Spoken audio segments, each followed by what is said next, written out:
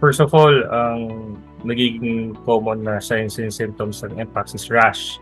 Mhm. Yun yung medyo alam na ng mga tao ngayon, which is rash. Actually, yung rash, very non-specific siya, pero meron siyang stages kasi. For 21 days, kasi pwedeng 21 days yung incubation period.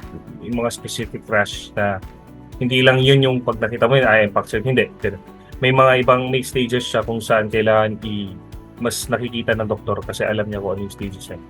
So, number one is rash. Number two would be namamaga yung mga kulani. Pamamaga ng mga kulani or nagkakaroon ng lymphadenopathy at tawag natin. Pwede yung lymphadenopathy na yun, pamamaga ng mga kulani dun sa may growing area.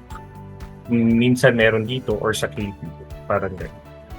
And yung mga iba would be the non-specific symptoms tulad ng fever, masakit ang katawan, body aches, joint pains, saka sobrang fatigue. Ibig sabihin yung parang hindi na talaga kaya.